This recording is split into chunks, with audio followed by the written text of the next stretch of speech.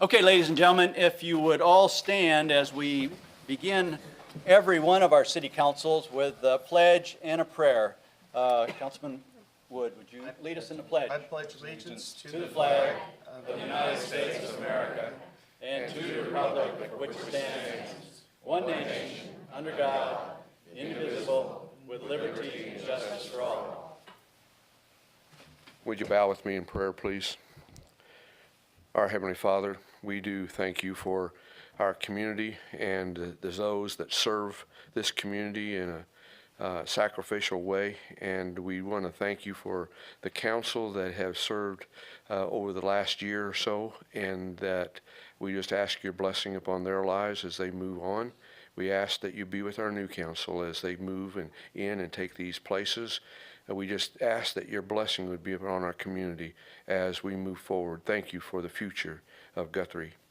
Father, we also ask that you just be with the families. We've lost some great people in our community, and we would just ask that you'd be with them as they grieve the lost. And the latest one, Dennis Clark, and the families there, and I just pray that you just nurture them as they miss a great man and a friend.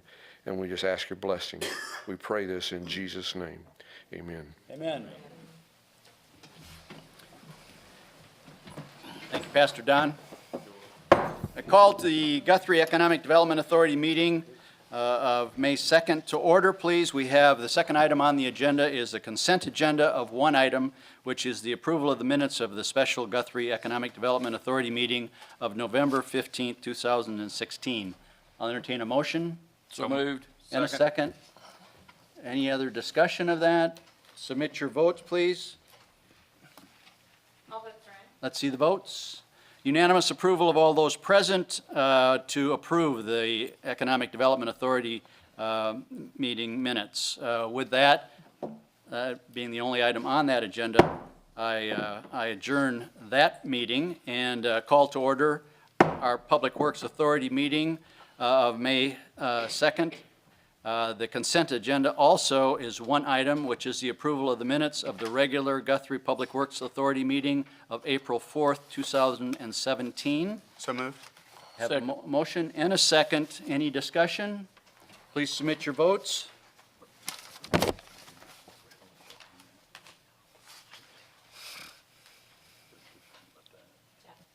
Sorry. I'll withdraw. Pardon me. Let's see the votes. Unanimous approval of the Public Works Authority meeting. With that, I adjourn that meeting. And don't you wish they all went this quick? I call to order our City Council meeting of May 2nd. We have two items on the consent agenda.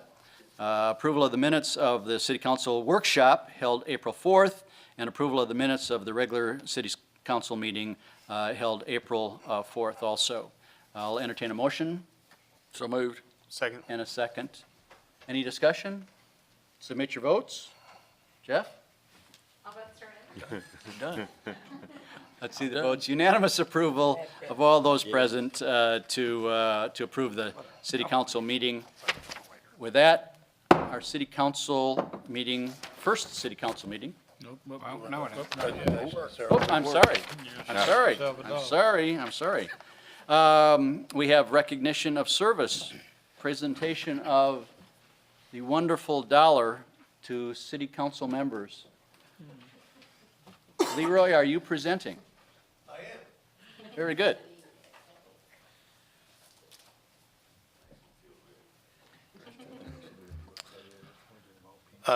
City staff and the community wish to express our thanks and appreciation for your dedicated service and commendable leadership as elected officials of the City of Guthrie for the period from May 2015 through April 2017. Your collective insight, vision, and strategic guidance has set the stage for the City of Guthrie to be a vibrant and a competitive community moving forward. With those thoughts, I'm proud to present to each of you a ceremonial dollar certificate for your service to the community. Do you want to come down here, or you want me to bring them to you? The first one is the mayor. I think we'll come to you. All right. It's amazing what you'll do for $1. Yeah. Yeah. From RoboCop. Remember that one? Yeah. RoboCop, I'll buy that for $1. Just give it to my wife. Yeah. Yeah, don't spend it all in one place. Dr. John Wood? Let me check. This kind of looks like a quarter. Thank you for your years of service, sir. I guarantee it.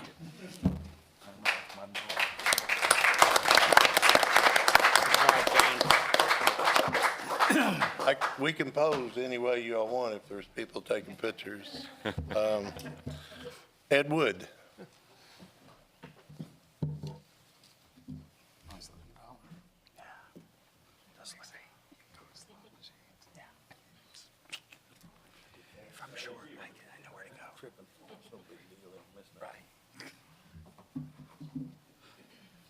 And Jeff Taylor, Ward 2. You can just give him a picture. You think I ought to take this back and change it? Yeah, give him a 50-cent piece.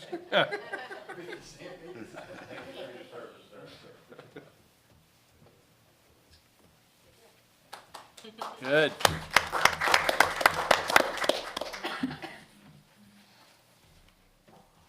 Brian Bothroyd.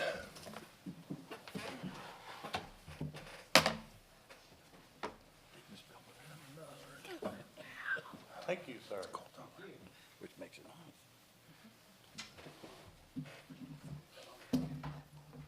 And Mr. Thomas isn't with us tonight, so the last one will be to Cheryl Paget.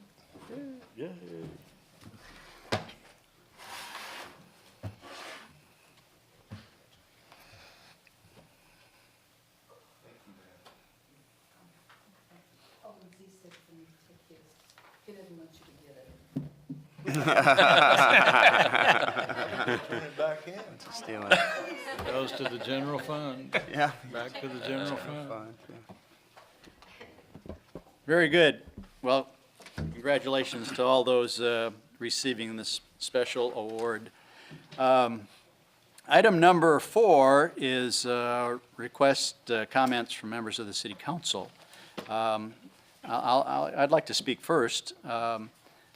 Both Z and John have provided outstanding leadership for 8 years as of service to our community, and I think that is a fantastic, fantastic legacy of spending 8 years in helping our community develop, achieve greater expectations. I think both of these individuals during their tenure have seen a lot of changes, have been a fulcrum for many of those changes themselves, and a catalyst. So it's, I think the city has been well served by both of these individuals, and they will continue to serve our community in many, many special ways, I am sure. I suspect that they will have a few things to say. John will have a few things to say at his time. But also, John, I'd like to thank your wife, Bonnie, because it's a partnership. I know that John has spent many, many hours in this role, and that takes him away a little bit from you. So I salute you too for your service and what you give and have given to the community. So thank you both. We're going to save you for last. Councilman Bothroyd. The exact same thing. Appreciate everything, and you've done a fantastic job, and you're right here, so we won't miss you too much. We can just come pound on your door. And that's it. Councilwoman Paget. Oh, unprepared as usual. Well, thanks to all of the city council. I think we've had a great 2 years. Look forward to the next 2 years, and best wishes to John and Z. Jeff? I got this long speech. No. I wanted to actually say thank you to staff. I appreciate the flyers for my mom's funeral. Thank you very much. I really greatly appreciate the words you all have said. Lots of you commented, so I wanted to say that. Same thing, I thank my wife for putting up with me for the last 4 years, and it really is a mess when you come home sometimes, you just want to bang your head against the wall. Also, same thing about Dawn. I want to say something about Dennis Clark. When the new sanctuary was built, Debbie and I were dating at the time, and that tells you how long ago it was. It's 28 years ago, as a matter of fact, this month. And we were talking about with her, well, we'll get married, and we'll probably get married either in the old sanctuary, maybe we'll get lucky, we might get married in the new sanctuary. Well, Dennis was a couple, I guess, was going to get married, and I guess they kind of backed out, and we ended up being the first couple in the new sanctuary. So I feel like you kind of leave part of yourself there, and I'm going to miss Dennis, and I know there's several in the audience tonight that know Dennis very well as well. Dennis, you're up there, so I appreciate what you did for us, and thanks for the council. I appreciate having an opportunity to say something. Up there with your mom. Exactly. Yeah. Thank you. Councilman Edwood. Appreciate your service, John. Thank you for being there. I think we've all, in this last year, and now having a firm footing on what's going on here on the council, I think we've accomplished quite a bit. I think we've all done well. We've come quite a ways. Got a brand new, really great guy sitting right here for city manager, and I think we're doing really well, and I'm looking forward for the next year and looking forward to the new council coming on so that we can all continue on this road. So, and with staff's help and everything, because you all are, we can't do it without you. So thank you all. So appreciate it. Councilman John Wood. I appreciate the opportunity, Guthrie, to serve, and I've served with a lot of great people, a lot of managers, I think 5 managers, 3 mayors. I don't know if I can count how many councilmen I've served with in 8 years. 8 years is a long time. I want to thank staff for all the selfless work that you guys do. You're not paid enough for what you do and what you get put up with and have to deal with. But you know, I really I want to thank the council and previous councils for really you know, upgrading the infrastructure in our town. We've had to do a lot of work to get us where we need to be, and we still have a lot more to do. And you guys have a lot of work to do, like the wastewater treatment plant, for example, and things like that. So I appreciate the opportunity. I'm sure I'll be calling Jim and Ed on occasion, my councilmen. I'm going to be promoted to citizen tonight, so that'll be nice. A new identity for me, you know. So, well, I appreciate it. Thank you.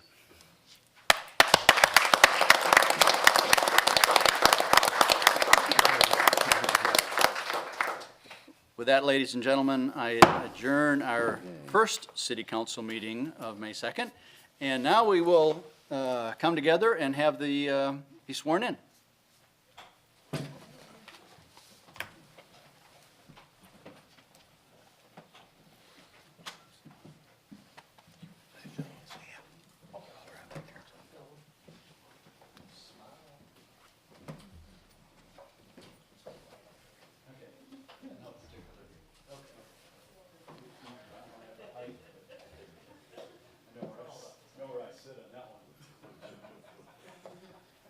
Gentlemen, if you please raise your right hands.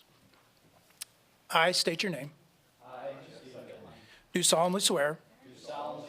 That I will support, obey, and defend. The Constitution of the United States. And the Constitution of the State of Oklahoma. And will discharge the duties of my office with fidelity. That I have not paid or contributed. Either directly or indirectly. Any money or other valuable thing. To procure my nomination or election. Except for necessary and proper expenses. Expressly authorized by law. That I have not knowingly violated. Any election law of the state. or procured it to be done by others in my behalf, that I will not knowingly receive, directly or indirectly, any money or other valuable thing for the performance or non-performance of any act or duty pertaining to my office, other than the compensation allowed by law. And I further swear that I will not receive, use, or travel upon any free pass or on free transportation during my term of office. Congratulations.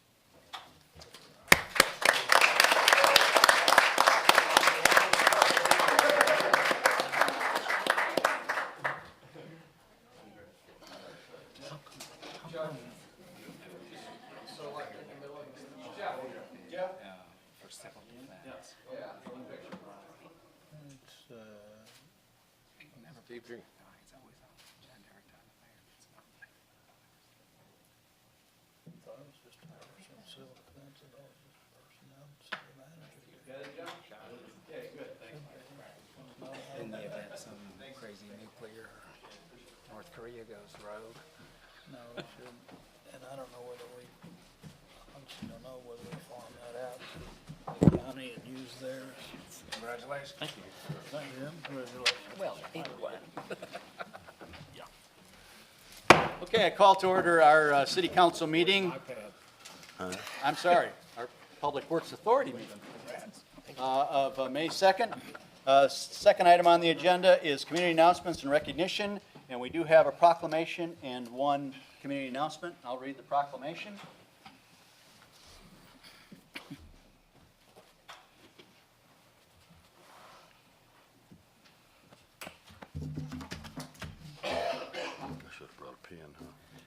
This is a proclamation for Community Action Month.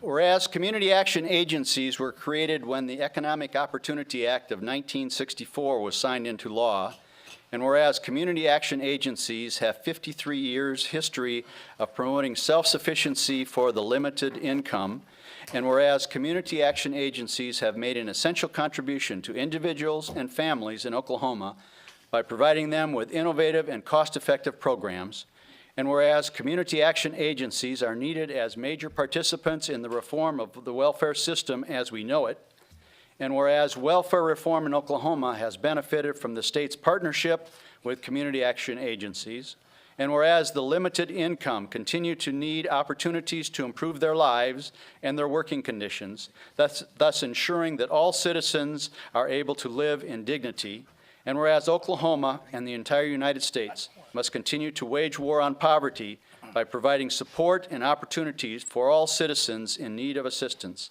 Now therefore, I, Stephen J. Gentling, Mayor of the City of Guthrie, do hereby declare in Guthrie, Oklahoma, in recognition of hard work and dedication of Central Oklahoma Community Action Agency, the month of May 2017 as Community Action Month. And I know we have a number of representatives from the Community Action Agency. Come on and just stand right here. Mike's going to get a great picture of us. I don't know where mine goes, does it? It was a big man. I plugged it in there. Like the battery. Now you gotta get a class done by mag. You're gonna have to go. Oh, great. Plug it in right quick. Ah, okay. We had to go. See, when I read the agenda, I read on my computer screen because I think it's because I'm getting old. I want it to be big. I got a big 24-inch screen. I can sit there and widen it. I go, okay, I can see now. Yeah. Yes.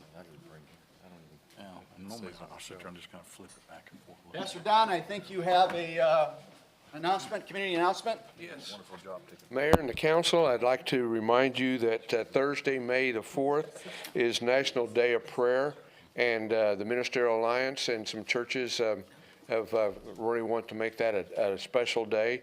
We're starting out at 8 o'clock with a breakfast at Hershey Hammond's Church, First Baptist on Springer. And we'll have a prayer time there. Then at 11:30, we're going to meet around the flagpole at the post office for a time of prayer with the community. Anybody can come and be a part of that. Also, we're going to do something a little different this year. We're going to have a table set up that if you have prayer requests that you can come and write them on a piece of paper, and we'll put them on the board, and anybody can come all day long and pray about whatever needs they have, or pray what's on the board. But we want to invite all the council and mayor and whoever would like to come and participate in that. It ought to be a great day. We've been just praying for a day, 100 days with the president, and we just want to finish it up with this great day of National Day of Prayer. Thank you. Thank you, Pastor John. And good opportunity for all of us to join in prayer. The item number 3 is the consent agenda, items A through D. A is the approval of the Finance Committee's recommendation to adjust a utility account. B is execution of our interlocal agreement with the Public Works Authority and the Rural Water. C is to deny a tort claim as recommended by our insurance group, our Oklahoma Municipal Assurance Group. And D is to deny another tort claim also as recommended by our OMAG group. I'll entertain a motion on that consent agenda. So moved. Second. Is there a second? Is there any discussion? Submit your votes, please.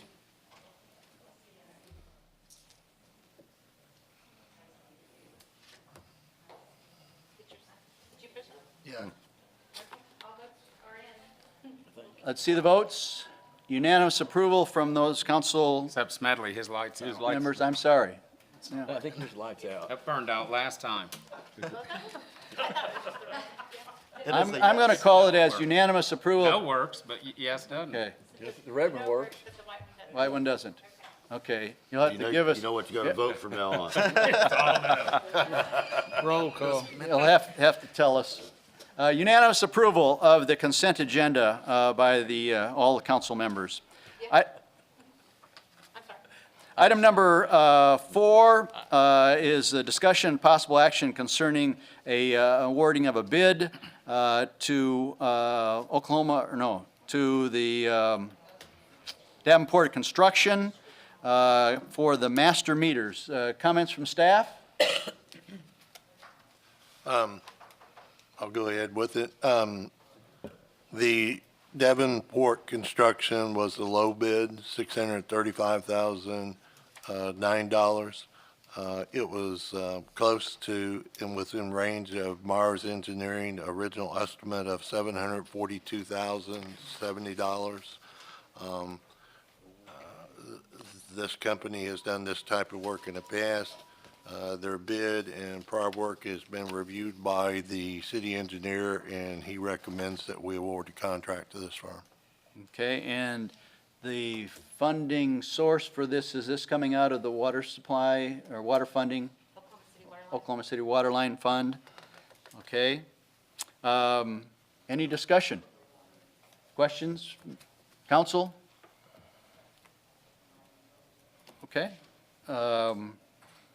I'll entertain a motion So moved. and a second. Second. Okay. Any other discussion? Submit your votes, please.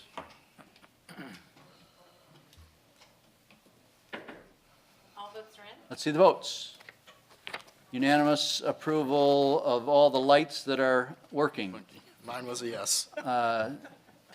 I'll take that verbal as a yes, so unanimous approval of all council to approve that bid to Davenport Construction. Item number 5, discussion and possible action for approving the master meter project with Myers Engineering, not to exceed $20,400, and resident project estimate of $20,000, I'm sorry. Any staff comments on this? Again, it's required to have engineering oversight during the construction period, and Mars Engineering is our engineer, and this would be task order number 126. The first two items, construction phase engineering and construction staking services, are not to exceed $20,400, and then the on-site residential project representative is estimated at $28,800, and that depends on weather delays and days out in the field to monitor construction, is why it's an estimate. So this is the approval of Myers staffing those two phases, Correct.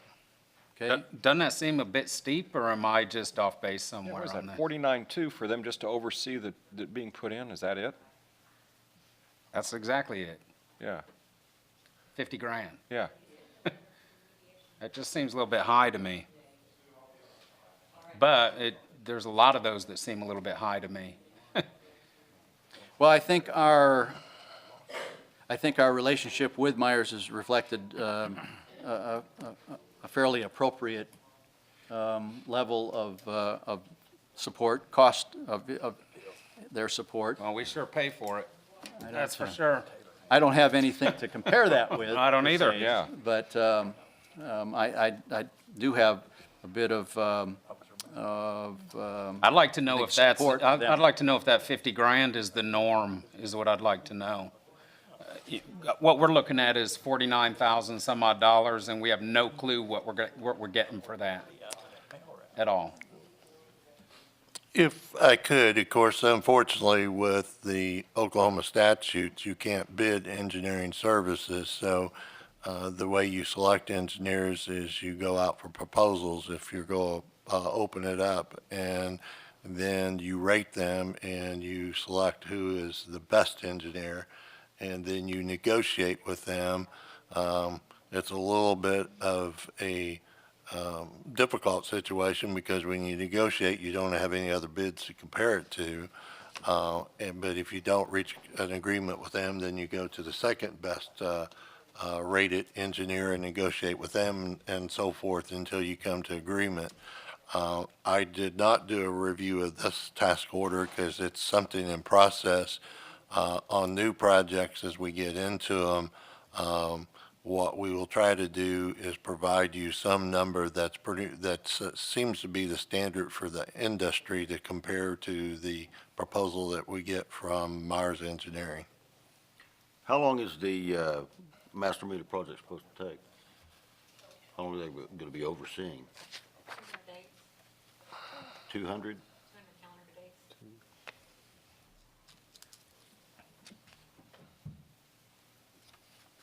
Okay, any other, Be a long time. are there any other questions or concerns? I'll I'll go go with. ahead. No, I think that's fine. I take it from the city manager that we're going to be looking into this thing a little bit more. I think we need to. 200-day build-out seems to be an awfully long time also, but I don't know how many meters we're putting in either. Then we'll be on site. every 8 day. meters and They'll be on 200. site one- Not regular meters, they're master meters. Oh, yeah, yeah. big. Yeah, they're big, they're Yes. huge. They're $600,000 meters. Yes, they're, well, hope they're accurate. So, okay, well, then I'd make a motion to approve. Okay, we have a motion. Is there a second? I'll second. Have a motion and a second. Any other discussion? Submit your votes, please. All votes are in. See the votes? Verbal yes. A unanimous approval, Accepted. unanimous approval to move forward on task order 126, approval of the action of Myers Engineering for 2 phases of the master meter project. With that, ladies and gentlemen, I adjourn our Guthrie Public Works Authority meeting and call to order our city council meeting. We have on the consent agenda items A through E. A is the authorizing the purchasing agent to solicit bids for the Fifth Street Stormwater Drainage Project. B is to declare some city property that it's reached its useful life and become obsolete. C is to approve budget amendment number 10, which amends budget for general fund, fire fund, and capital project, the city water line fund, and hotel motel fund. D is approval of the minutes of the special finance committee meeting of March 30th. And E is to approve the finance committee recommendation to deny refunding the $50 rental fee for the Mineral Wells Pavilion rental of March 25th. I will entertain a motion So moved. and a second Second. on the consent I would agenda. like, Is with a there, clarification, I would like the new guys to know what the Fifth Street storm Okay. deal is, because I don't know that they do know. okay. Anybody in the city want to briefly tell us about the Fifth Street storm sewer? I just wanted It's in terrible shape. Because it's gonna be It's been viewed by camera, and we have the Not good the at all. storm sewer is caved in on us. Test all that. Maxine Pruitt. No, it don't work. Good evening, council, and our new council members. Welcome. Back in July, I believe it was, we had a cave-in right there at the Fifth Street Bridge. And with a little investigation and probing and trying to figure out what happened, we discovered it was the drainage. The drainage is about 17 feet down, and it's the drainage that picks up the water that comes off of the alley between Harrison and Oklahoma. It also picks up the water that comes west of the railroad track, and then it flows down into the creek. It is too deep for city machinery and people to do so, and it's also required engineering because it's a public job, so drainage. And so that is where we are now. We have, I think we gave the estimate, it seemed like it was about $226,000. And the funding is coming from the money that was set aside from the 3/4-inch sales tax that we were going to use some of it on the swimming pool and I think the basketball courts and the tennis courts. We're able to rehab the tennis courts, and we're going to be able to save enough money to take care of this drainage issue. And the basketball court. And the basketball court, yes, yes. I'll clarify. Yes, thank you, thank you, So all those Brian. projects are still getting done? Yes, getting they're done. still getting done, and we're in the process of doing that right now as far as getting the drawings and the estimates and all for that. They're still on the CIP project list, yes. Good.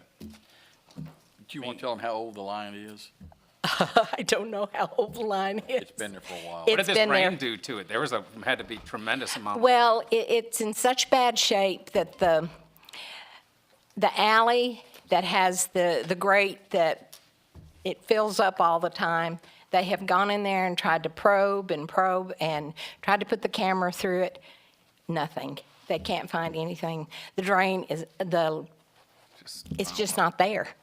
It's just So- it's just a hole in the ground. Just a hole in the ground. And so the water has no place to go. So does that drain start and finish where you're talking about? It starts right there and goes to the, It starts right out here just west of the railroad tracks, down Oklahoma.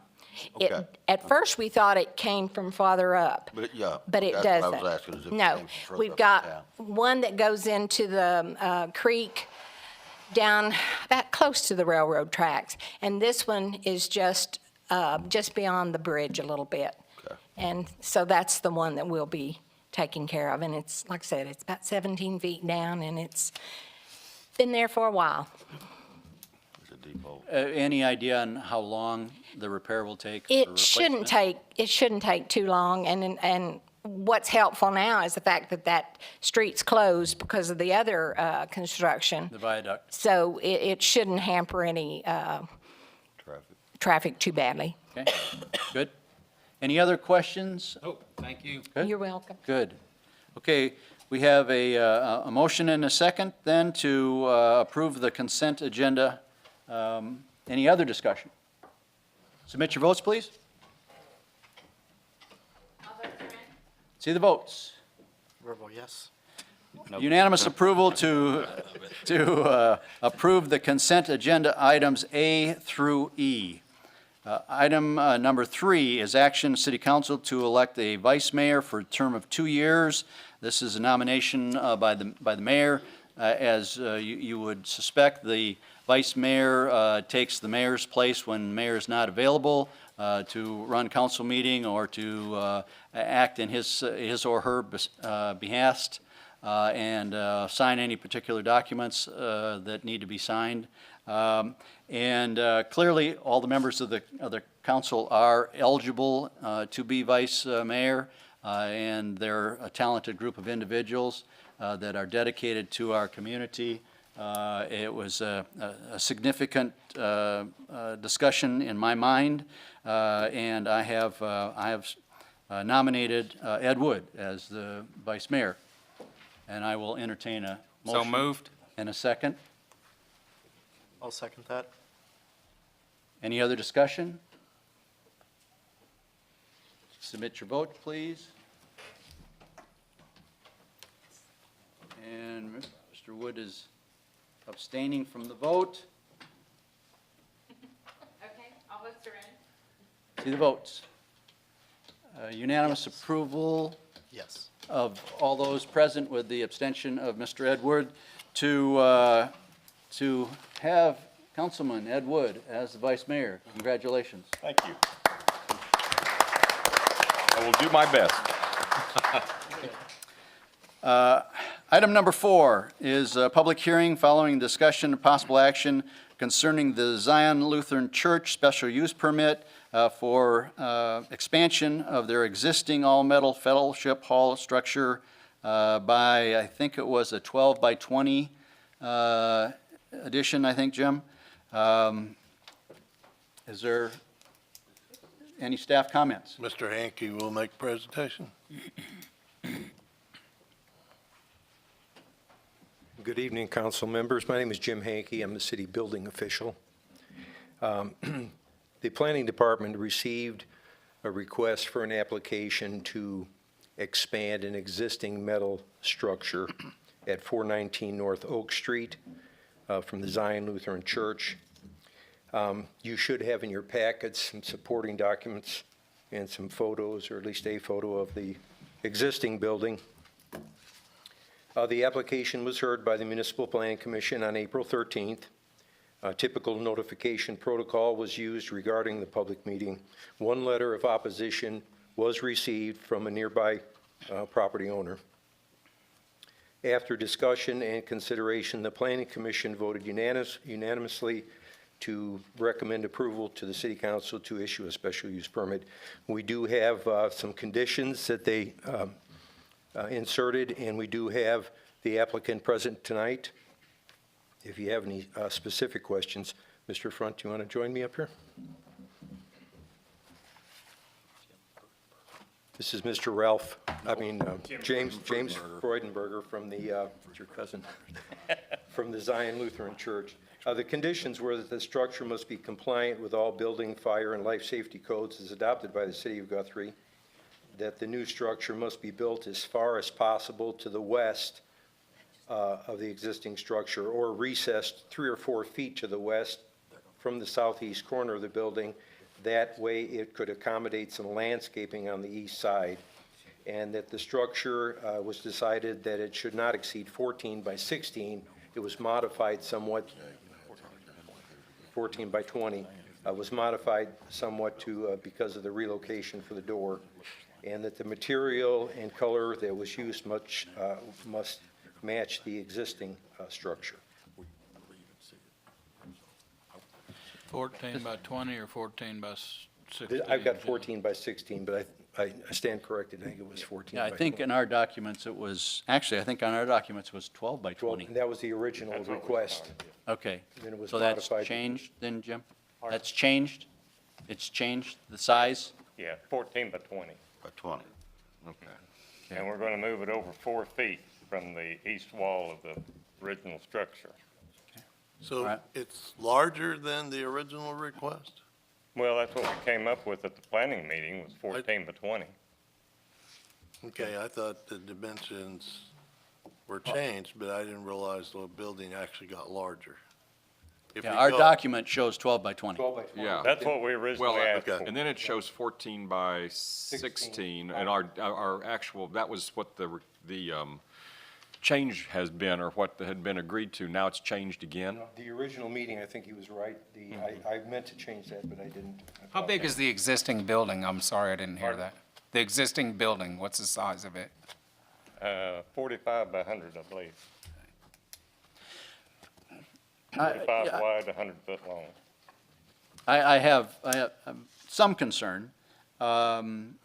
Obviously, the issue of metal buildings in the community is a hot topic, emotional with some. And I think the original building was kind of grandfathered in, or was maybe a part of the initial discussion about having metal buildings in the community. My concern is that I'm concerned about setting a precedent that any metal building in the community now can be added onto, or at least they can go before the Planning Commission and request to be added onto. And we're setting a little bit, I think, a precedent here that I'm concerned about. I understand the issues with metal buildings, and I also recognize that the appearance of metal buildings have improved dramatically over the years. This metal building is going to match the original building, which is how old, Jim? Not over 15, I believe it's about 15 years old. About 14, 15 years. But I'm concerned about a precedent. I'm concerned about that if this goes forward and we approve it, that aren't we setting ourselves up for having to approve just about every request that comes in as an extension of the existing metal buildings in our community? That concerns me. I don't know if the Planning Commission had that discussion at all. Jim, you might be able to relate to that, but. I think historically, special use permits are judged on an individual basis, because what might be appropriate on one side of the street might not be appropriate on the other side of the street. So that's the consideration that's given when you consider setting precedents. Okay. Well, They're we've, individually Because this judged. isn't hidden building. I mean, this Right. is right out there. You know, you can clearly see it from at least two directions, maybe three. So that's a little bit of my concern in the request. Any other comments or questions? I kind of feel the same as Steve does on it, in that we are going to set a precedent. How are you going to deny my extension of my metal building and while passing this one? Still gonna have to go to the planning commission. I understand, but And I know what you're saying. hypocrisy is the only way that they can deny it. And so they're not going to deny it. Well, I'm gonna defend it, and I'll tell you why. It's, all it's gonna be used for is storage. They're not gonna add on to their building anymore after that, from what I kinda gathered. No, what, And what I'm trying, I know what you're saying, Brian, and I agree with you, and I think Cheryl does too.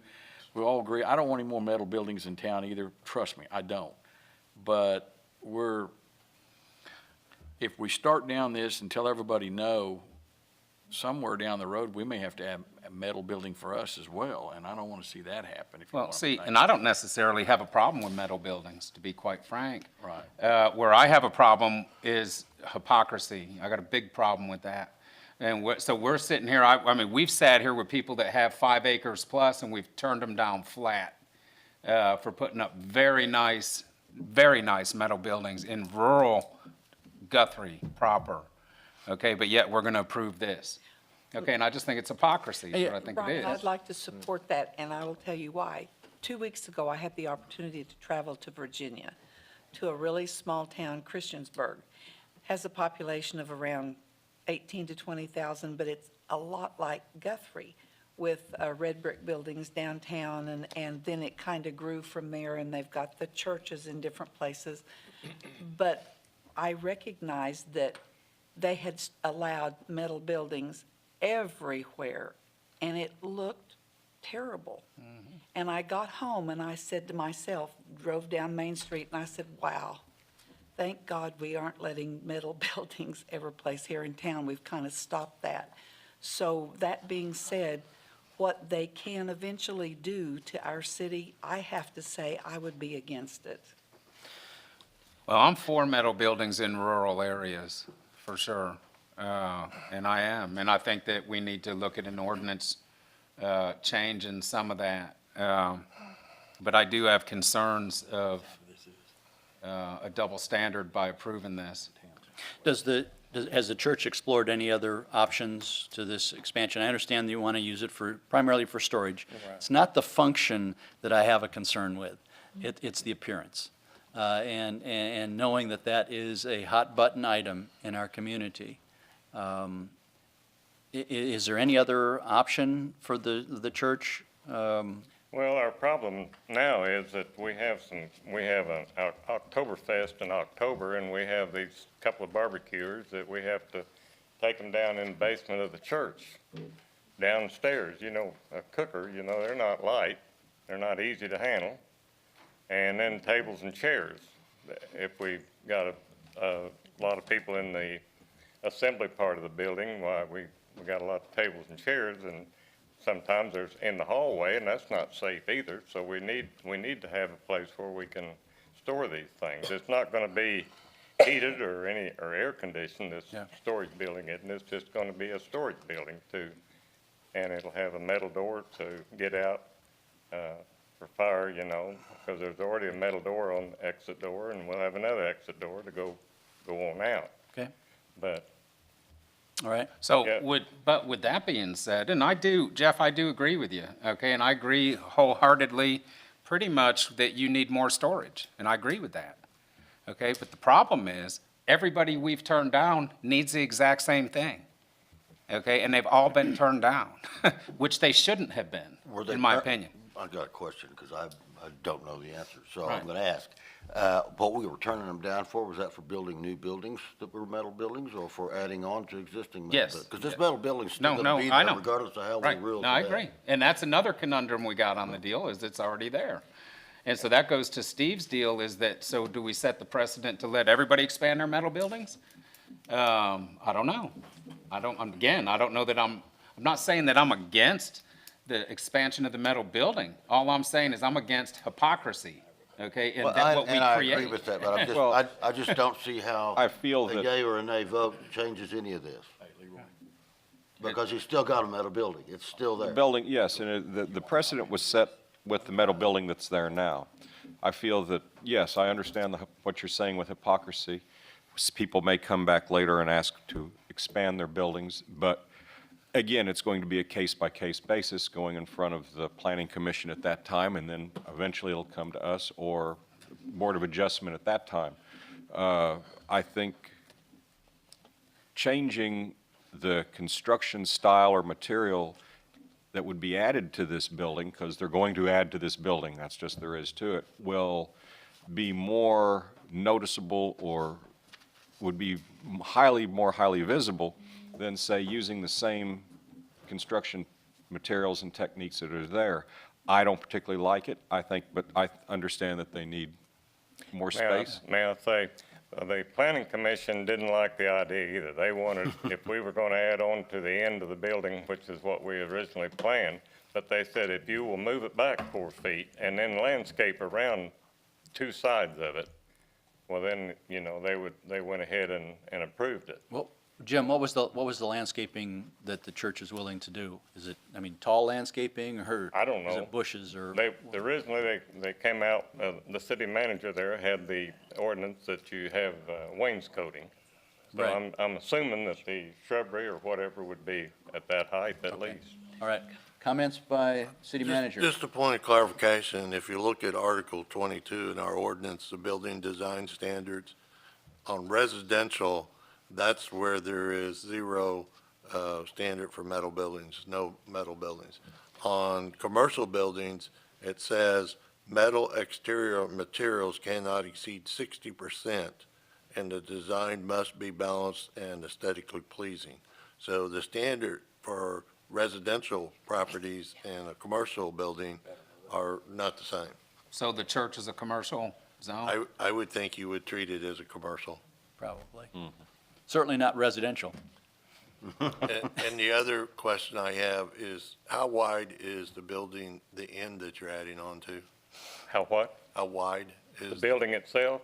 Yes. 45 feet wide. Okay, but the end that you're attaching the expansion on, how wide is it across there? 14 It's 14, and 20. That's the new one. but the end that you're going to attach the addition on, how wide is the end of the building that you're attaching? 45 feet. So that's 45 feet across the end of it? Okay. It's 45 by 100 building So you're just adding a little bump out on the back of it to store your stuff on in? the end of it. Yeah, okay. I didn't, didn't recall seeing wainscoting on the picture. Is there wainscoting on your existing building? No, they No. can go with that. No. Okay. So it is going to look different than your existing building because of the wainscoting that. We're going to match the paint. I mean, it's probably faded some from, 15 years, but we're Okay, match it as close as we can to the tin that's there, the metal that's on there. sure, sure.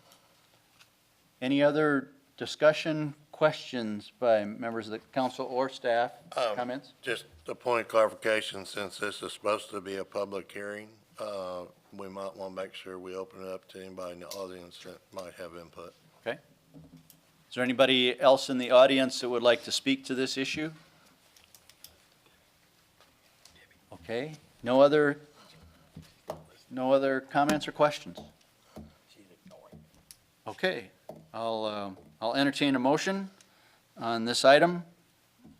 So moved. Second, is there a second? Second. Motion and a second. Any other discussion? Okay, submit your votes, folks. Alderman Rand, See the votes. Verbal yes. It's a verbal yes. Verbal yes. By a vote of 4-3, the motion passes, and the building, as by the Planning Commission, is to go ahead. Thank you for coming in, appreciate it. Thank you. Item number 5, discussion and possible action concerning the purchase of a Ram crew cab truck for the Parks Department. Staff comments? Maxine, Maxine, you're going to ride in it? You're gonna get your, you'll need your step ladder to climb into it. Oh. Just got to pull that new tractor with it. This particular truck will replace a 1999 Dodge pickup that has been used for a trash pickup. What we would do is we would move down the line the next older pickup for the trash, and we would put this one to the front of the, like possibly the superintendent's truck. So far, he hadn't been driving one. And the old 99 Dodge, well, it was just not worth fixing. Benny said it was gonna cost a lot more money than it was worth to fix it. So we were able to find some money in the budget. And this is a Dodge pickup that is off state contract. John Vance has it, so we're buying locally, which is a good thing. And we need it. All right. I motion to approve. Second. Is there a motion and a second? Any other discussion or questions? Submit your votes. Alderman French. See the votes. Verbal yes. Unanimous approval of item number 5 to purchase a new Dodge. New damn. There we go, all right. New Dodge Ram truck. Whew, wow, okay. Is it getting warm in here? I think your face has turned. I know, I'm reset sure it shades is. of I'm red. sure it is. Okay, item number 6, a discussion, possible action to approve contract with YMCA to operate the municipal swimming pool for the 2017 season. Comments from staff? I'm on handout, we had a meeting with YMCA representatives, and when they wanted to draft the agreement, and we got it back, there were 3 items different than our discussion, and they're not major items, but the contract's very similar to last year, but in the 3rd paragraph where it talks about hours, we had discussed and they agreed to document that the open swimming would be from 11:30 a.m. to 6 p.m. And that would be documented. In the 1, 2, 3, 4, 5th paragraph down that starts with a fee of no more than $3. We agreed that it would be if the YMCA decided to amend that fee, that it would be subject to concurrence by the city of Guthrie rather than at their sole discretion. The way they worded it, this fee shall be subject to change by or at the discretion of the YMCA and/or the city. What we wanted to say is that it would be subject to our concurrence rather than unilaterally. And on the next page,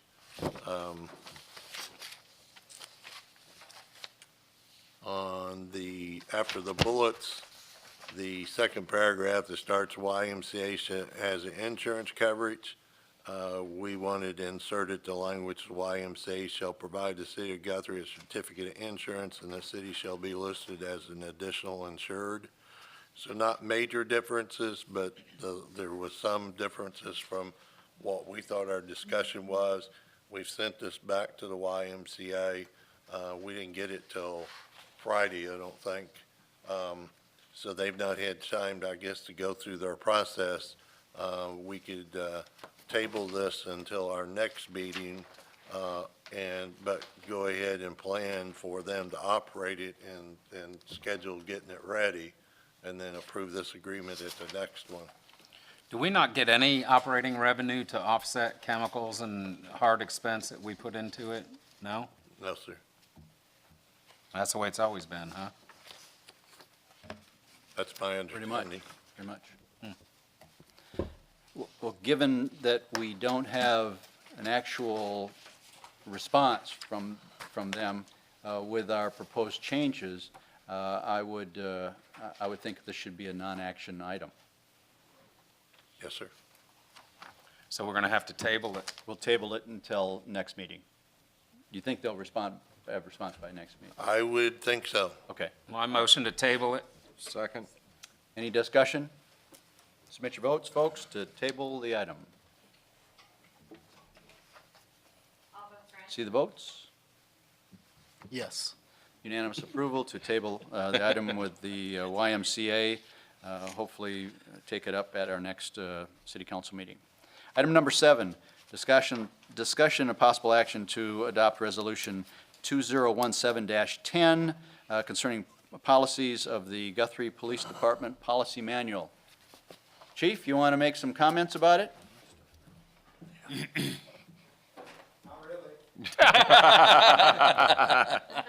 Okay, if anybody has any questions from the council? I would point out on the resolution that was in your agenda packet, policy 103, policy manual, has been deleted from the packet for tonight. The rest of them we would be considering for adoption. The 103 policy manual that policy we will bring back at a later date. So this, if there is a motion, it will be with that amendment, Correct. okay? How long had those policies been in force, in operation, Chief? The policy manual that we have right now is, the majority of it's probably close to 25 years old. So what we're doing right now with the assistance of the Oklahoma Municipal League, is that right? Yeah. Yep. They bought a service from a company out of California, I believe. And they're pushing these out to all their member municipalities. And they're awesome policies. And of course, we modified a little bit to match our jurisdiction, obviously. I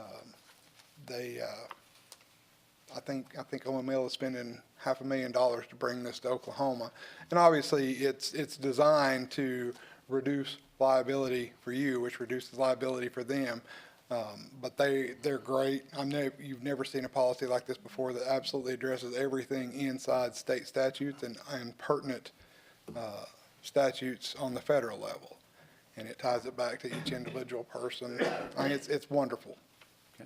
So we're going through this one chapter at a time because it's a headache and a heartache many times to replace the old ones.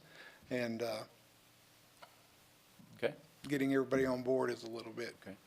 The documents that we had as part of the 120 or so pages of documents that we had to review for tonight's council didn't reflect what the changes were. It reflected what the new changes, but not what the old thing was. The city manager and I are keeping track of new policies that replace or modify old ones. We have had very few that do so. We have many current policies that either don't apply from a legal standpoint anymore, or are so outdated that they're almost irrelevant. But we have statutory mandates on certain other policies that need to be addressed sooner rather than later. So we are keeping track, and as a new one replaces, modifies, changes, whatever, an old one,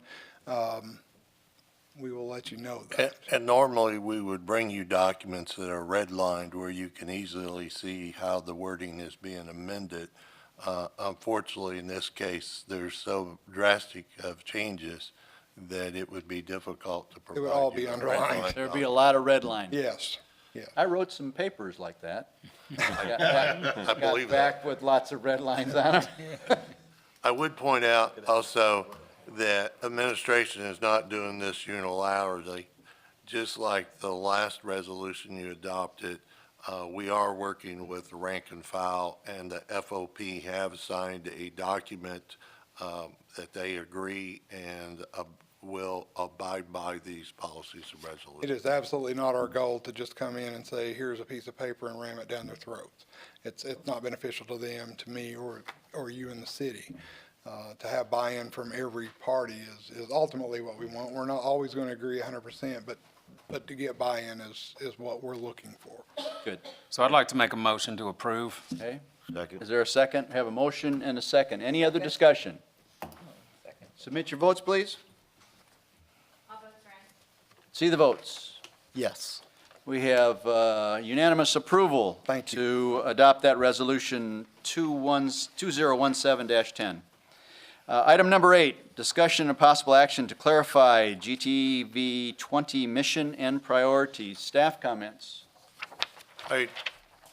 This was added to the packet on Monday, so in case someone did not see it or have it in the packet, I wanted to hand it out. I've attached a spreadsheet of the current production programming commitments of GTV 20. Televising meetings of the city and the Public Works Authority on GTV 20 is an important element to our commitment for transparency and open government. I also think in the past, our TV stations is a tremendous asset for promoting our local community through coverage on special events, festivals, local artists, public institutions, and area business and industry. We're not talking about a wholesale change, but We'd like to strive to move a little bit in the future to fully utilize GTV 20's talents and resources to promote tourism, retail development, business and industry to grow our local economy. So we want to try to use it to the degree we can to be a promoting tool to promote growth of our local economy. If you look at the list of meetings that are televised live, there's several of those, and it takes about 34 hours. And then the airport board is not televised live, it's recorded and then shown later, 8 hours. And then the chamber chat is done monthly, that's 32 hours. And these are estimates, of course, each month would fluctuate some. The roundup, legislative updates monthly, February through June, 20 hours. The Guthrie Artist Showcase, which there's only one remaining of it, took 20. All About Guthrie, which I understand the mayor is pretty much is the one that decides that programming, 32 hours.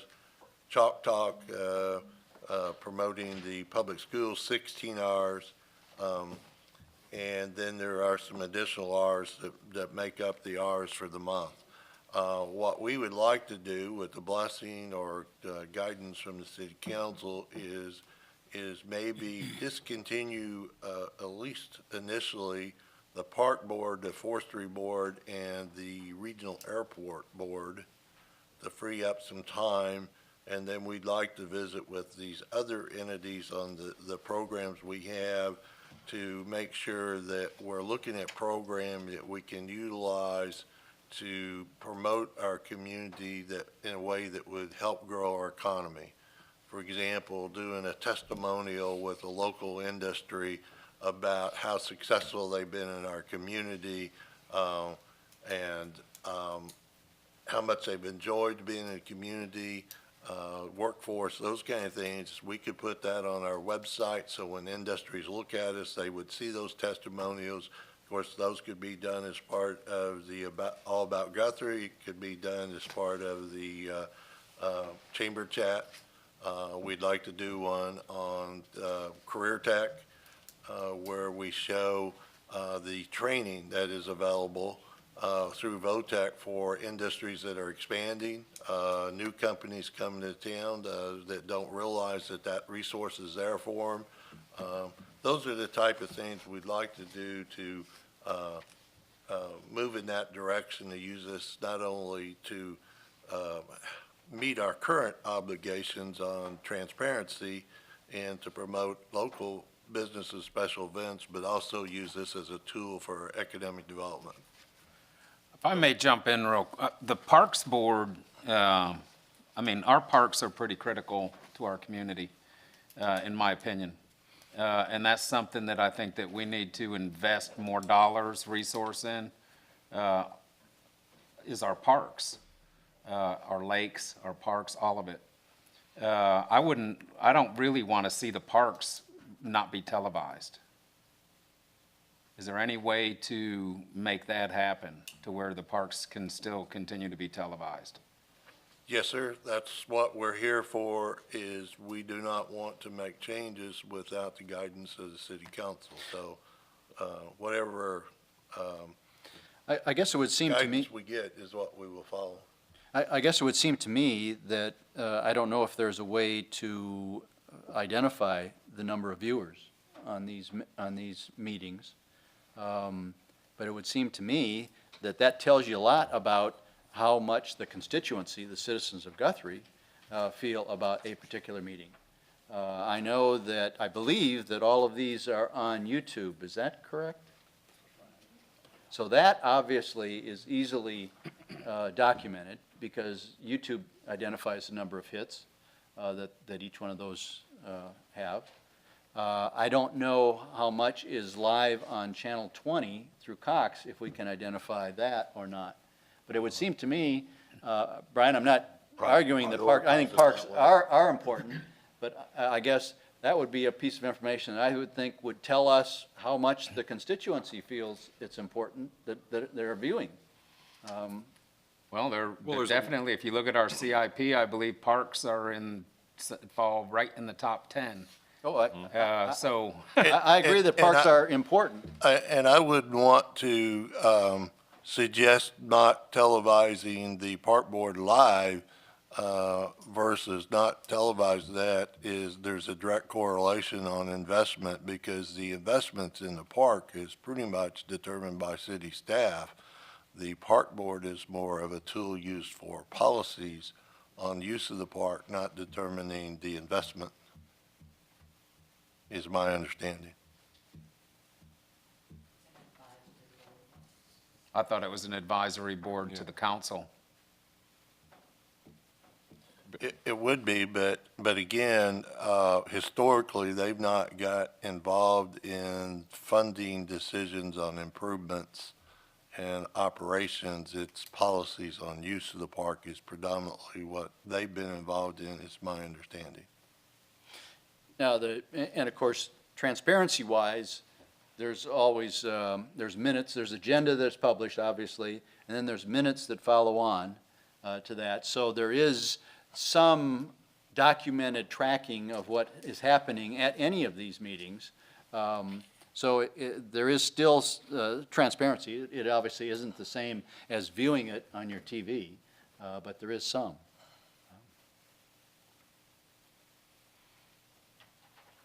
So are you looking for an approval of taking the Parks and Forestry Board, or are you just looking for dialogue? And the airport, I would like guidance of some sort to know if we can delete any of those on at least a temporary basis.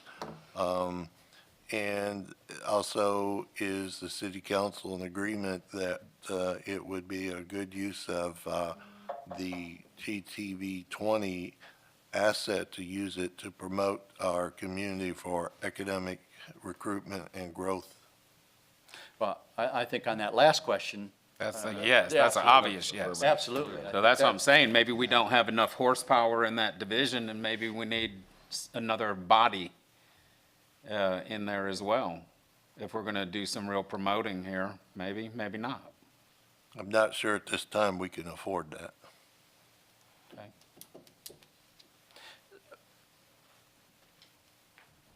Any other discussion?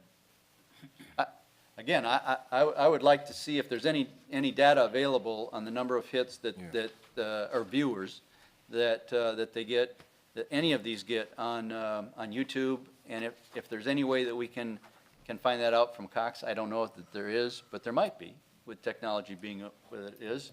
Jason would know. It's going to be very hard getting that from the cable company. Would it? Okay. All right. Yeah, I don't think they're gonna, Okay. they're gonna give that. So the only way that we can really get any kind of document is looking at YouTube, and the rest is just conjecture. Do we, on the All About Guthrie, I mean, realistically, are we really spending 32 hours a month on that?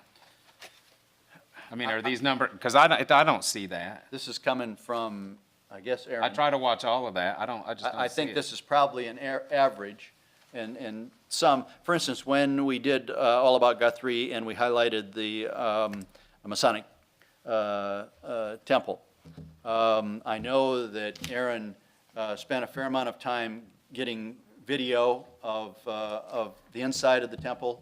Obviously, the interview that I did with Mr. Bob Davis, that was an hour and a half.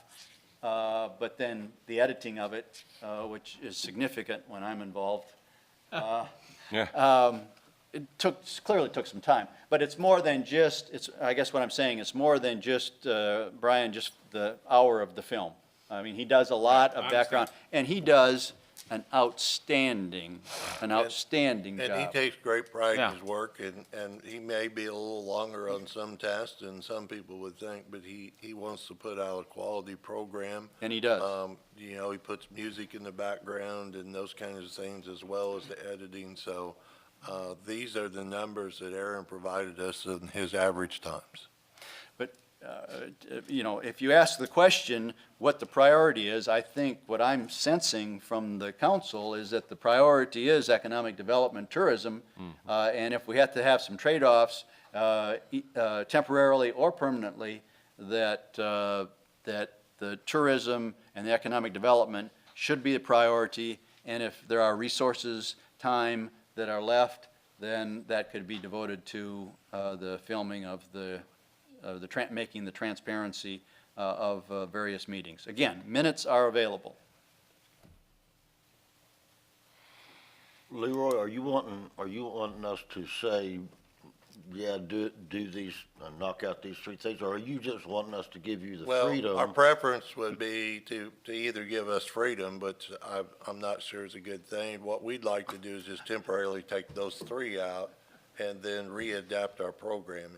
But if you want to leave it up to us, then that's fine. But we just tried to identify some that maybe, while there are important elements of our community, maybe not as critical as far as people watching the meeting that would impact the outcome or the community. Because like on the parks, you know, there's a lot of commitment to that from the sales tax for the CIP and the survey that was done that tells us where people want to go with parks. But that's how they find out what's going on with parks, is by watching those park board meetings. Because it does, let's face it, it doesn't come up a lot here at this table. That's how I find out what's going on with parks, is watching the parks board meetings. And I'm sure, you know, I don't know if everybody does that or not. You'll find that you'll either watch some or you won't. But, you know, there are budgeted, there's budget monies going towards that, and I just don't think that ought to be pulled out. Again, there are minutes. There are minutes. But again, it's not like watching it. What about the chalk talk, again, on the Guthrie Public School deal? I don't know that I've ever seen any of those. Is that something that is taken, I'm not saying cut that out. I'm saying, is that taking really 16 hours? Are these numbers hard numbers here? Before we can actually do. Well, I think as Leroy said, I guess to back up, Jim Algren, I do have responsibility for GTV 20. And as Leroy said, these numbers are, you know, these segments can last longer and some shorter depending on the topic. And as the mayor had indicated, it depends on how many times Aaron might have to ask you the same question or respond 3 or 4 different times. And then he's got to take those cuts and then actually produce the show. And it does take a lot of time. But there are variables to it, Brian. I think we're looking to find 16 hours is what we're looking to find here. I think they're good numbers to work with, because they do take that long. Because when he does the initial shoot, you know, then he's got to take it and cut it up and turn it into something. And then sometimes, and then beyond that, beyond the actual shoot itself, comes the can be music, background, or what Darren refers to as lower thirds. In other words, you know, like below the screen here right now, you know, he's got to develop that in another program. He's got to put it in or bring it in. So, you know, it takes a lot of time to develop what appears to be a 3-minute little spot. You know, Aaron can take a brochure that's an 8.5 by 11 of a car show or something going on in the town, and turn it into maybe a 2-minute spot, but it may take him 3, 4, 5 hours to do it, just because of all the that technology works, but you know, he's got to do a lot of cutting and pasting and matching voices and audios. No question. There's absolutely no question about that, but let's talk a little bit about the airport. Mm-hmm. You know, we want to look at that as a premier airport. We want to look at that as something, a marquee of Guthrie, so to speak, but yet we want to pull that off of the air. That makes no sense. Well, I guess, if I could jump in here real quick, these numbers, I mean, these are the hours, 180 hours in, you know, in a week. It's a month. Well, a month, I mean, 24 a month. Now, are these just hard numbers? Can we take 1 or 2 hours off of, just like 1 hour off of everything? Instead of like doing away with something, just drop back an hour. And the ones you can are, you know, city council has 8, can we do 7?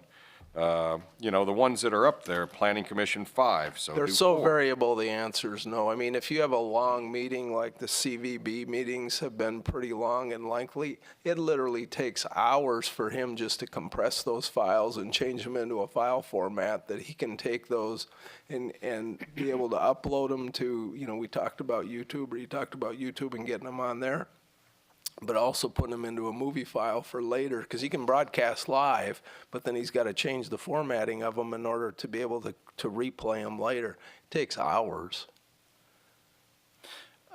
It's just the way it, you know, it's the nature of the beast. Leroy, you said temporarily or permanently.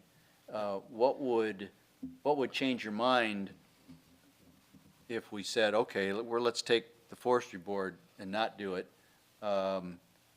What would change your mind to put forestry board back on? Well, I think one would be what effort we make over the next few months using it as an economic development tool and what our results are. I think if we see that it's been well received by the community and it's doing the things we want it to do to promote tourism, retail development, recruit industry, to showcase our existing business and industry, our commercial establishments, and we're pleased with the results, then we might say, hey, this is the way to go.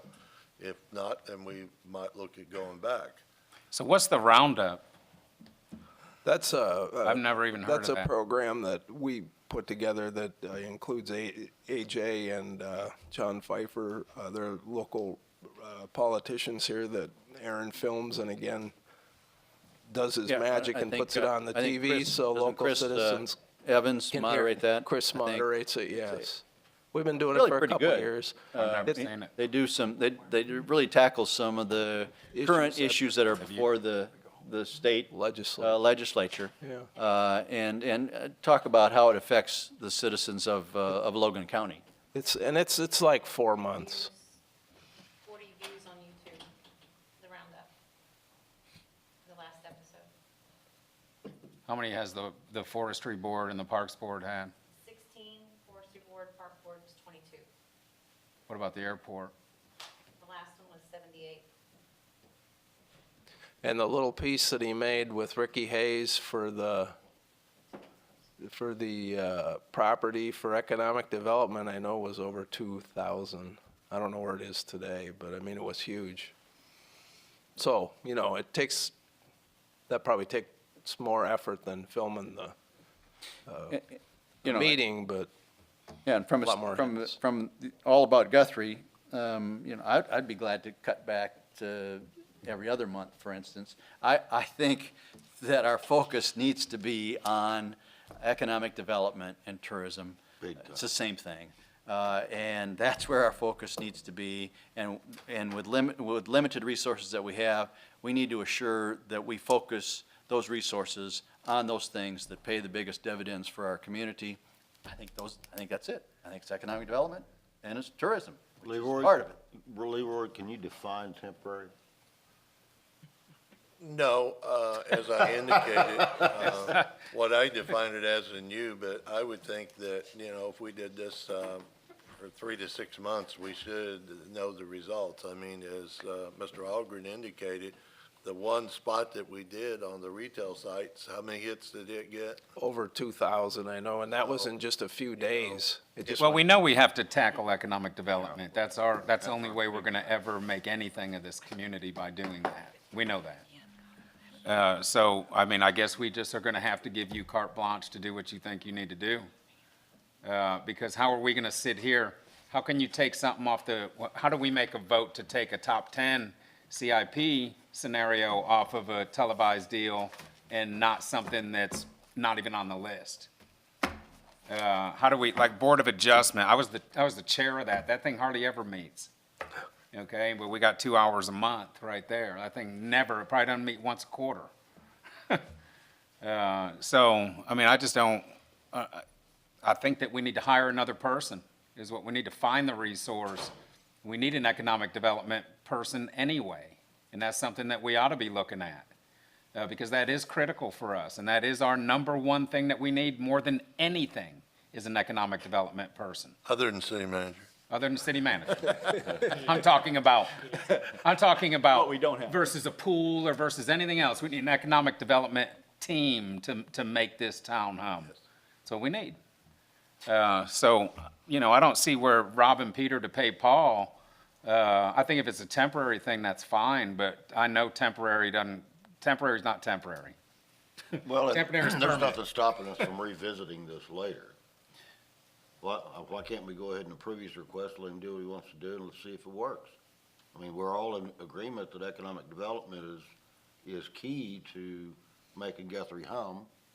I mean, I have a little bit of hesitance myself, but I just assume that's more important to me. Well, that's most important to everybody, but, you know. So I think maybe it's a good idea to at least consider letting him move forward with this and see how it works. Okay. And revisit it at a later date. Yeah, we have a motion? I'll make that motion. Motion to move forward with the proposed redistribution of the GTV 20 time Yes, allotment. I move, yes. I And a move second? to do that. You have, you're the second? Are you second? If somebody else. Jim Okay. made the motion. Yes, I'll second. Second? Any other discussion? Nope. Submit your votes, folks. Let's see the votes. Yes. Unanimous approval to allow the city manager to move forward with the redistribution of the GTV 20 time elements. Discussion, possible action to appoint a sports complex task force. One of the elements of the CIP, one of the elements of the citizen survey was involving our youth, the development, potential development of a sports complex for our youth. So we're addressing that.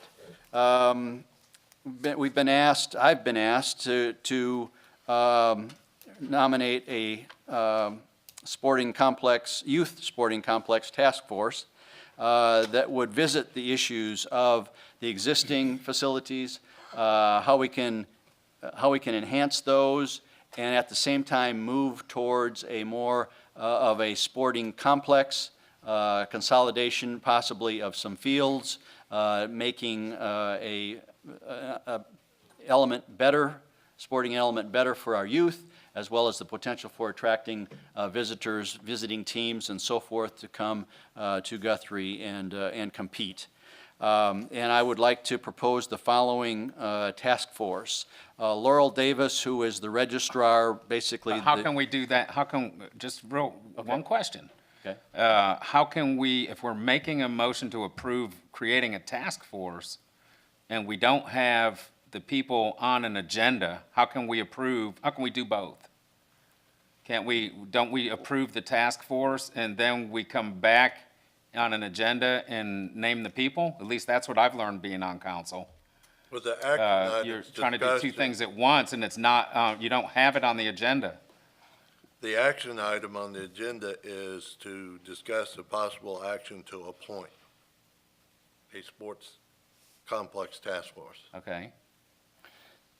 So you can do that, is that You correct? could do that, and the question is, do you as the council want to see those names ahead of time, published on the agenda, or are you okay with presenting them If you here? can do it, You that's can fine. leg- I'm you just can curious that legally if you do can do it or not. You can legally do it. Okay.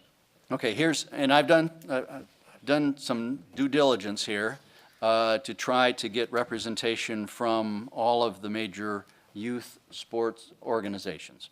Laurel Davis is the registrar for the soccer youth, both girls and boys, which is basically the equivalent of being the president of the organization. Daniel Culvert is the president of the youth baseball for our community. Robbie Rainwater is the president of the youth football. Sam Clift is the president of the youth softball. And I would like to add to the proposed task force, in addition to those four individuals, James Denning, who is a very active parent in the softball organization, Chris Evans, we all know, very active as a parent in the baseball organization. Sean Engel, active parent in both baseball and football. And John Chappell as the high school athletic director, and Jan Goodyear. And the reason I'm proposing Jan is that apparently a number of years ago, I'm not aware of it, but about 8 years ago, there was another task force, a group of citizens that met. Jan chaired that. I thought he would be a good linkage from what they had found and what they tried to develop.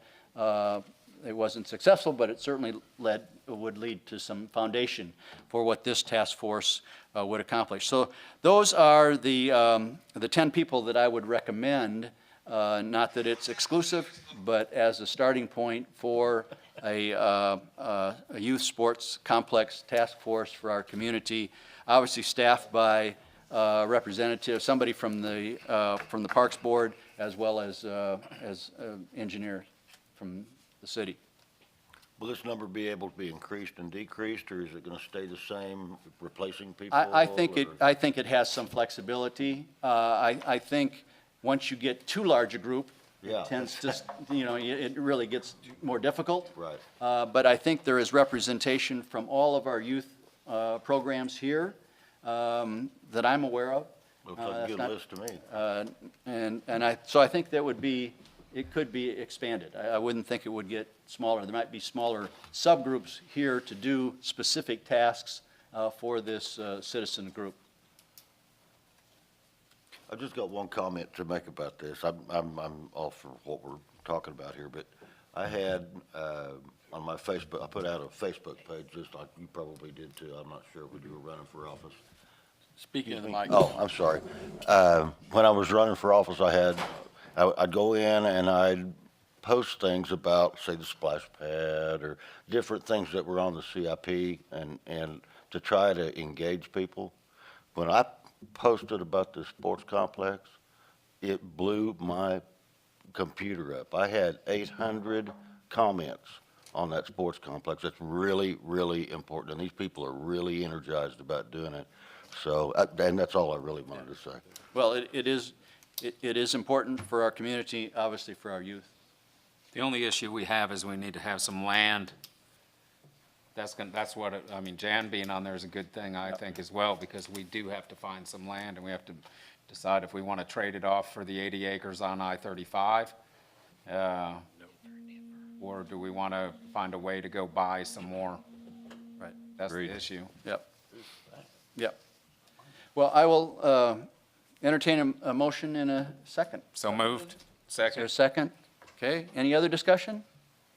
Submit your votes, folks. Let's see the votes. Yes. Okay, unanimous approval to establish that Youth Sporting Complex Task Force, as I had identified as the foundation piece for the task force that can be added to. Okay, we have got item number 10, discussion possible action for the mayor's nomination for city council member for Ward 1 to the Finance Committee. My nomination would be in place of John Wood, the outgoing councilman, Jim Case, to be the councilman representing Ward 1 to be on the Finance Committee. So moved. Second. Motion and second. Any discussion? I'm going to abstain. You don't have to. I don't? Submit your votes, please. All votes right? See the votes. Unanimous to have Councilman Case be on the Finance Committee. Item number 11, discussion possible action for the mayor's nomination from Ward 3 for the Streets Committee. My nomination in place of Gaylord Z. Thomas is Jason Smedley as the councilman from Ward 3 on the Streets Committee. So moved. Second. Motion and second. Any discussion? Submit your votes, folks. All votes right? See the votes. Unanimous approval from all those present for Councilman Smedley to be on the Streets Committee representing Ward number 3. City Manager report. Leroy. Thank you. What I'd like to do is show some slides on the screen that highlight some of the involvement of city staff and some of the accomplishments. First one has to do with Guthrie Edmond Regional Airport. This is new hangar number 32 that was finished, belongs to Brad Latham of Latham Investments. The hangar houses 8 aircraft.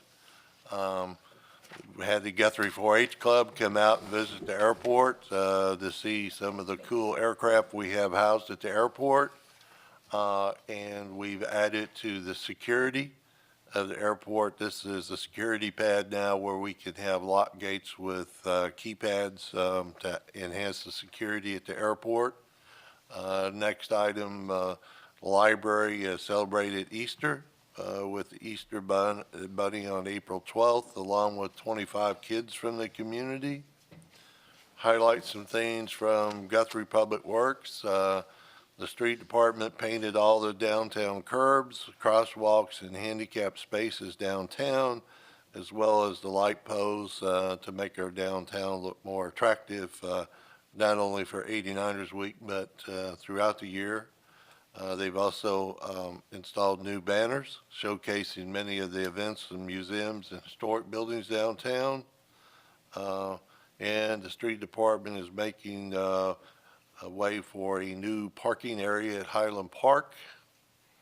The Parks Department, along with some of the kids from St. Mary's Catholic School and Forestry Board member Mike Freese, donated and planted a new tree in Highland Park.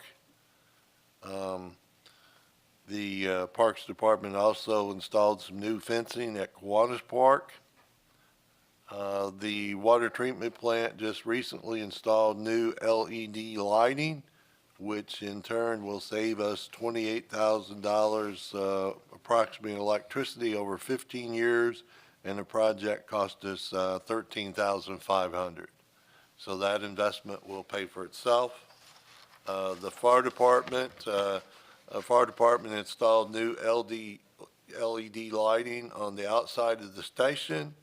The LED lights last 5 times longer and use less than a quarter of the energy of the old lights. Guthrie Police Department, that's a picture of our 2 most recent graduates of the Cleat Academy, Shannon Peel and Haley Fisher. They are also the first female officers, I understand, that we've had here in Guthrie since 2001. The Crime Victim Advocates held a National Crime Victims' Rights Week, April 2nd through the 8th, and capped off with a event, Family Fun and Safety Festival.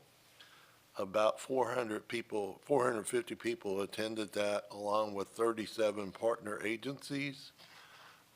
Convention and Visitors Bureau.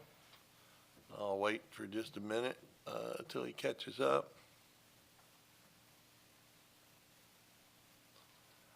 Convention and Visitor Bureau, recently went to Travel OK Roadshow in Tulsa, and also we participated in a statewide media blitz that were attended by our part-time CB employee Heath Shelton. I'm sorry. The media blitz went to Tulsa, Joplin, Springfield, and Branson, if I remember correctly. And then on a CBB contest to give away 4 armbands in 89ers Carnival, we used that to promote that, and we reached over 46,000 viewers with that, which is a Facebook record for the city. So just wanted to highlight some things staff's doing. Next item, on our next meeting, either as a workshop or as part of our regular meeting, we will be doing a mid-year budget review. We have asked staff to take what we have received in revenue and expend it for the first 6 months, and then try to do a realistic forecast of our expenditures for the final 6 months, and our revenue for the final 6 months, so we could get a picture, if we continue the pace that we are through the first 6 months, where we would end the year. These are preliminary numbers, but a little bit sobering. The general fund in our preliminary report, and I will be meeting with the staff on Thursday and Friday this week to look for either cost savings or where we maybe underestimated revenue. But in the general fund, we begin the year with a balance of $380,000, and I'm gonna round this off. Our projected revenue is 1.1 million. Our expenditures right now, at the pace we're going, is estimated at a little over 11.3 million, which means that we would end the year with 184,320. Unofficially, the target is to try to end each year with 500,000, so we're not going to meet that. But I think the important thing is, if we stay at this pace, we're going to spend almost $200,000 more than the revenue that we bring in. Well, you can't overspend your revenue very many years, or you won't have any money left. The GPWA beginning balance was 678,000. Our projected revenue is just under 8 million. Our projected expenditures are 8.2, so our ending balance will go down from the 678 to 365,000. So we will spend 312,000 more than our revenue. Fire department started with $22,000, projected revenue 2.5, expenditures 2.7 million.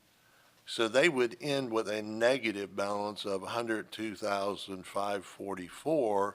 So if that stands, we would have to transfer 102,000 from the general fund for them to be at zero the end of the year, which means then our general fund would end the year with only about 80,000. So in all total, just those primary funds, we are projecting that our expenditures will be $633,000 more than our revenue. So that's not a balanced budget. Now, I don't want to give the impression that the city's broke and alarm anybody, because we're far from broke, but we do have to balance our budget. We do have funds in different accounts, and we're not like a private family where we put all our money in one account. We have money in different accounts. Some of it's restricted. You can only use it for certain purposes. In the stabilization fund for the general fund, right now we have $995,000, and the stabilization fund for GPWA, 512,000. So the goal set for those two stabilization funds from the governing body was $1 million in each fund. So one of them's close, one of them's not. One thing that I would point out that we will be bringing to you as part of the discussion on May 16th, the agreement that was reached with the Guthrie Public Schools, where they did not pay utilities this year. We lost $95,000 in revenue as a result of that agreement. And then, of course, we foregone the $66,000 that they traditionally participate in the SOR positions. And then the transfer of the 411 water customers to rural water district, it's about, we're estimating about $150,000 in difference in revenue of our retail price of those 411 to the bulk rate to rural water. So we will bring that report to you, and we will probably be bringing some recommendations to cut costs, to make this more of a balanced budget. And I hope you realize this doesn't just impact this year, but it will impact our budget for next year as well, because if you spend down some of your reserves this year, they're not going to be there to supplement next year. We are also looking at some potential revenue enhancements. A couple examples, court cost, the standard for most communities now is $30 for court cost on a municipal ticket. We're at 21. If we go to the standard, it's not a lot, but that would generate about $22,000 additional funds. A lot of communities have also added to municipal tickets a technology fee to fund technology for the city. And it ranges in cities from $15 to $40. If we looked at $25, that would generate about $60,000 a year for technology, which would be paid for some of our software, computers, and those kind of things.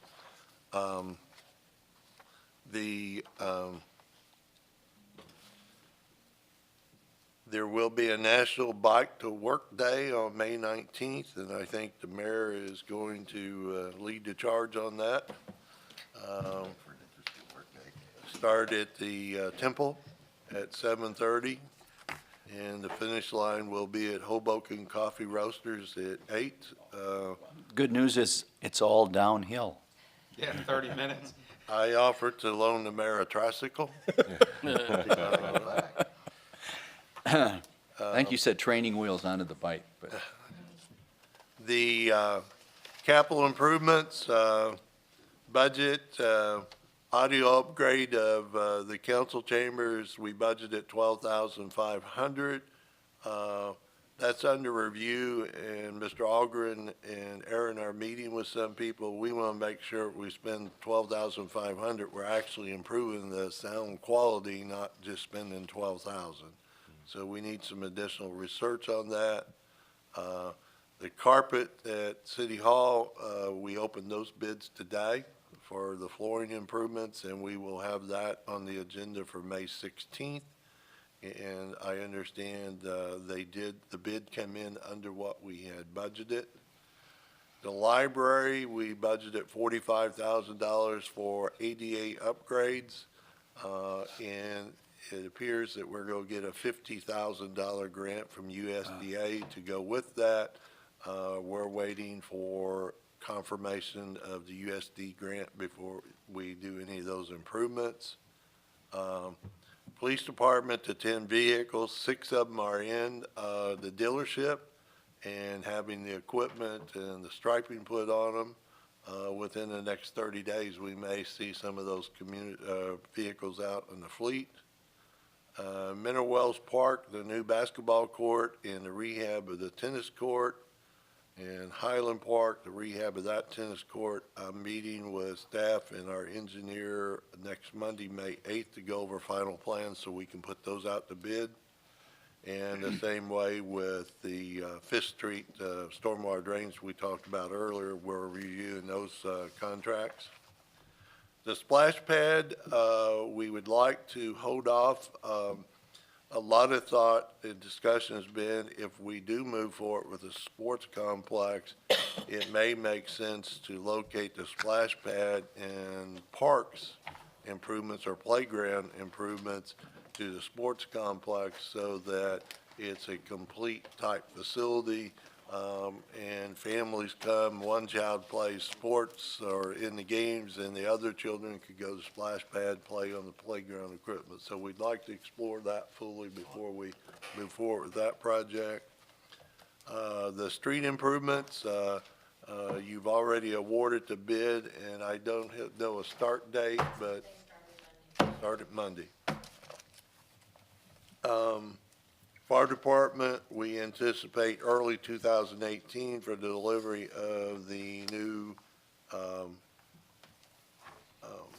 fire truck. On the wastewater treatment plant, we are not under a consent order requiring us to do the new plant. And given our financial situation and the estimated increase in operating cost and construction cost, I'd like to get through the mid-year budget review and figure some of those things out before we move that project forward. I have a lot more I could report on, but that gives you some idea. I will say, I've been here 3 months now. My wife and I really enjoy the community. I can tell you, I don't think I've stirred up as much as the president in his first 100 days, but I think that I'm striving hard to grasp all our projects and catch up, and I ask a lot of questions at staff meetings, and we have a good staff, and they are working hard and diligently to move our community forward. But financial resources is going to be an issue that we will be dealing with for the next couple of years as we do some things to try to enhance our economy and our tax base. Okay. Very good. Thank you for that report, Leroy. And a lot of times it's more useful to ask all the right questions than to know all the right answers. So certainly appreciate you asking those difficult questions and your leadership. Okay, item number 13 is request comments from city council members. Councilwoman Paget. Okay, thank you. I again want to stress that we're so grateful that we have the staff that we do. You all do so much and keep us out of trouble. Thank you very much.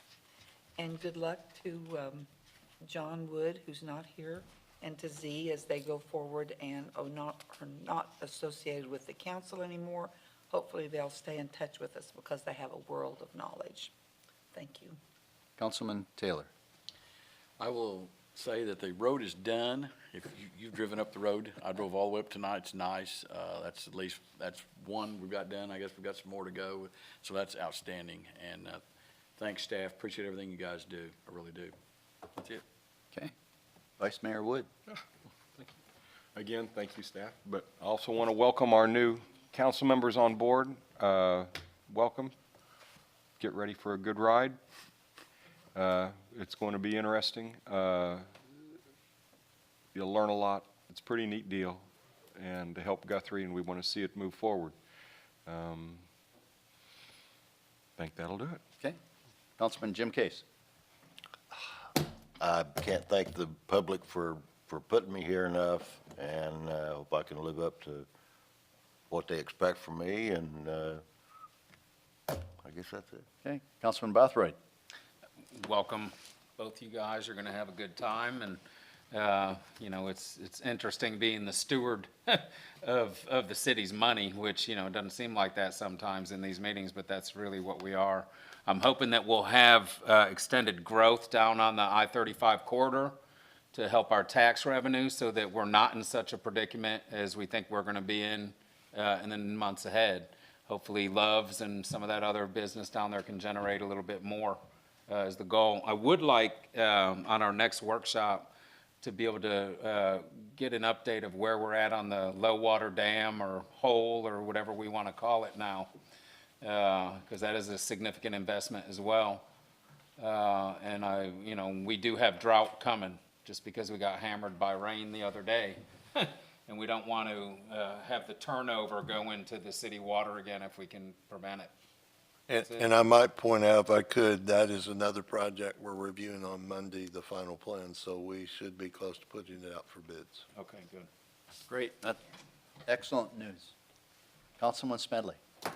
Thank you to the public, staff, and all the city council members, and I look forward to a productive term. Okay, good, good. Let me just mention again some of the vacancies that we have, opportunities that we have on the various boards and commissions and committees in the city. We have a number.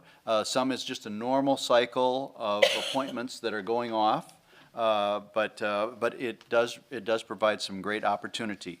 We have a position in the Board of Adjustment, 2 in the Forestry Board.